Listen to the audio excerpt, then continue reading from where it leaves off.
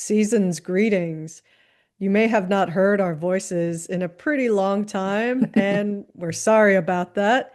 You're listening to the Investing Mastermind Podcast. I'm Michelle Markey, And I'm Signe Lonhold. and it's been quite a year, this year of 2025, where it's the holiday season.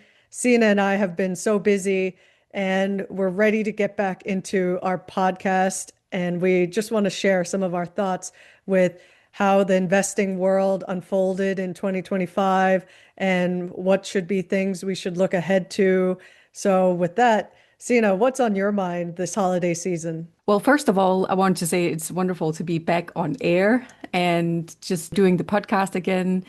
2025, it's been what a year. Yeah, like Michelle said, apologies for not being there and commenting on the podcast, but there's been a lot of things going on in life, and it's been personally for myself, it's 100% been a journey in 2025 with I was very actually kind of feeling very sick in the beginning of 2025, just having a lot of health issues there and also with mentally being in a very difficult space, but working through it and it's feeling great now. It's back again and we figured out what was the issue and now I'm back and feeling all good again. So that is wonderful. And also, it's been a wonderful year when it comes to the stock market. At least for me, there's been some amazing opportunities. So it's one of the things that we can talk into about today and that I would love to also share more about. But I'm sure a lot of people out there will feel like it's been a rocky ride this year in 2025's stock market. But how about yourself, Michelle? How has your 2025 been? Yeah, my year's been pretty good overall. I'm glad you're also doing better, Sina.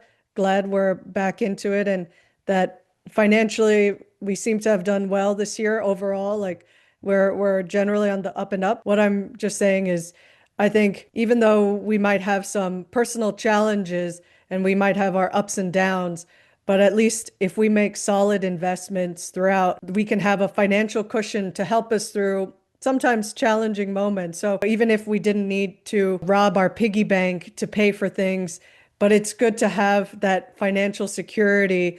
And I think that's something that's been able to be helpful probably to both of us. So I'm grateful that we are on solid financial footing and able to do the things we need to do in life and want to do in life. And I'm Yeah. very grateful that we have this. So Yeah, I appreciate that because what I haven't thought about actually, but that I thought about now that you talked about it was to just have this system, Warren Buffett's system that we've been talking about in the podcast. And we'll make sure to also dive into it again now that we are starting up the podcast. But no, to actually have a system to invest from is a huge help when you're going through any battle in life, or it doesn't even have to be a battle, but just focusing on your everyday life. I know there's a lot of people out there that are so busy at work and things like that, but to have an investment system actually help because then you can make decisions even though you're not well or you're busy or life is happening, right? So yeah, I was actually thinking about that from some of what you were saying. exactly. And in a way, this system helps us to set and forget some of our investments. Like if you've made some of the right investment moves, you don't have to check the stock market every day, every minute to wonder, is my investment going up or down? And you can rest assured and have the confidence and just faith in the decisions you've made. And I think that will go a long way. So even though we've been busy and had a lot going on, like I said, if you're able to believe in the decisions you're making, you can set yourself up for a better financial future. So with that, like I think this year has been somewhat of a wild ride in the stock market. Like toward the earlier part of the year, there was a lot of the tariff threats and the stock market tumbled somewhat in April. And in May at the Berkshire Hathaway meeting, we heard that Warren Buffett will be stepping down and that one of his top guys, Greg Abel, will be taking the helm in 2026. So that's pretty amazing how much has happened this year in the stock market. And then it looks like generally people realize, oh, the tariffs aren't too terrible. And then the stock market largely charged back up, mainly with a lot of AI powered stocks like Nvidia and Apple, Google. A lot of them have just been rocketing up. And it's spurring talk again of like it's a bigger bubble, even more so in 2025. But it's as if the bubble never bursts. Like, when you're chewing bubble gum and you make a bubble and you're like, how big can I make it go? And you make it a little bigger and bigger. And you're like, wow, this is amazing. Like I make my bubble gum so big. And maybe someday it will pop. But so far, this bubble gum we've been chewing as investors has not popped yet. So it's been an interesting year so far. What do you think? Yeah, absolutely. So another way to interpret what you're also saying, especially from a Warren Buffett perspective, is that in the beginning of the year, January, February, March, it was a little unstable, but not much was happening. Then in April, as you said, the news about increasing tariffs and kind of what was talked about a trade war between United States and other countries really made the US stock market, as well as other markets in Europe. Actually, some stocks, especially within the retail segment, was just going down like a rock off a cliff, right? So the stock price would just tumble when the tariff news came out. And then the deadline to begin with was that had to be figured out within 90 days, which was in the beginning of July. Didn't quite happen, so it was extended to August. So from April and until August, a lot of the retail stocks, a lot of the stocks where the main market was the United States, so that the products were mainly sold in the United States, but that the products were produced in Asia. It was especially those companies that was at the time, some of them were actually trading at a discount because people were like, uh-oh, this is definitely gonna be a big issue for this company because the price of the product would have to increase. Would the consumer still buy the product? With all of those tariffs going on, the product prices would have likely gone up. So we saw that within retail from European businesses where their biggest market was United States, but where their products was produced in Asia, as well as US companies with the same kind of combination. But even in April, it took down a lot of companies that wouldn't even be impacted of this. We saw something like Ulta Beauty that tumbled, which wasn't really affected much by the tariffs. So yeah, it was kind of an interesting season that summer to get into potentially some businesses. This is not investing advice and definitely not do that now, but I did repurchase Ulta Beauty, which I used to own it. I sold it off, regretted that very much. So, but now I got opportunities to get into the stock again, and I'm so happy about it. Well, that's So, great. yeah. How It about looks yourself? like, How did you actually see that summer period there? How do you see from April to kind of July, August with the tariff threats? yeah, I probably didn't get to take advantage of it very much. Like my focus during that time wasn't really on stocks because I was actually more focused on doing a bunch of renovations and improvements in my new house. So, like during that summertime period, that was where my focus was more on. Yeah, I remember that. And congratulations on the new house and Thank on you. decorating and everything. It's so exciting. Yeah, for sure. Yeah. It's really rewarding when you put your own sweat equity into making your home look a lot better than some of the features of it before. You can really make it your own. So we're grateful we found a solid house and could make it into what we want it to be. Yeah, that's so awesome. That's wonderful. Yeah, so the story continues a little after August because even between April and August, some of those stocks already started recovering, like for example, Ulta Beauty, and we saw other stocks that kind of started recover. And then once the news came out that a lot of the Asian countries, there were some agreements made, we saw a lot of those stocks increase in price again, but some of them were still actually down. And this is something we can talk about in a later podcast, especially some of those companies that we've been talking about in the past in this podcast. So we can revisit some of that and what is actually going on in a later episode. One of the things that we saw this year, also from, I believe it was quarter 3, was that Warren Buffett bought Google, right? Yeah, yep. So that Google was actually trading at a discount too. Because back then there was a lot of discussion if Google would be at all relevant in the future. So Google has this search machine where people would use Google to search up things, and all of a sudden nobody used Google anymore because they would use ChatGPT to get a better result. So there was actually a lot of people that said, okay, I'm going to sell Google stock because I do not believe that in the future. And right now I'm not, AI is not within my circle of competence, so I do not know, but I've actually heard voices saying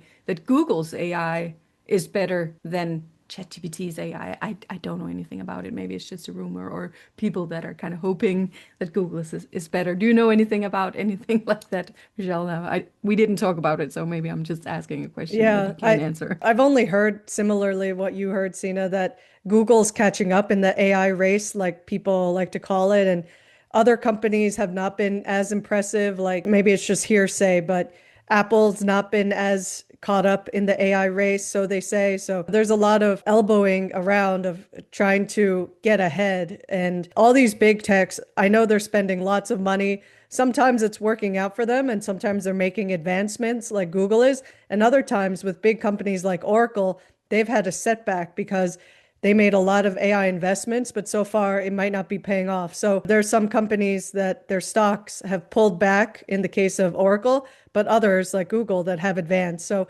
again, not investing advice, but something to study. And if we're interested in AI, that might be something we want to try to add to our circle of competence because it's not going away. It's something that will keep being part of the foreseeable future and use up a lot of energy. So this can give us ideas of, are there energy stocks we want to look into that will support this new generation of technology? Something that could give people food for thought if that's what you're interested in. But yeah, it's interesting to see what will shake out between some of these big tech behemoths and which ones will win out. Like, are some of their stocks just going up because of hot air? They're in the press, they're trying to say, oh, use my AI this and use my AI that, and my chatbot's better than your chatbot. Like, some of these are just the run of the mill, kind of what you expect from some of the technology companies that they're trying to come out with an edge. Like they're trying to say, I'm more legitimate than the other guys. Like we can help you better. And like you see this with how when you do a Google search, you're getting a lot more AI related results, or Microsoft is trying to make people use their Copilot more. So you can just see all these trends popping up, but you have to decide for yourself which is a more legitimate, useful thing for the world and that you think will ultimately make a company more profit because it's actually valuable to people. It's giving a value-driven service to consumers. And that's just where it is so incredibly difficult, right? Because this is such a new thing. So how can we predict the future on it? It's so super difficult because we don't know. We don't know anything about AI, and we really have to be careful not to speculate on the future. But maybe one of the things I often do, which can be a little bit more boring than some of the more fun stuff out there, is that trying to figure out, okay, this business, have they been doing great in the past? Do they have a foundation already in the future? Do they have products already so that if AI would be an improvement, but it doesn't 100% rely on AI, because AI, it's like, who's going to win the race, right? It is such a new thing that I think it's still so unpredictable. Which company, who's going to win the race? Or is there any winner? Or is it just a little additions to businesses so that they can advance in that field that they are already in? That's a question, right? Yeah.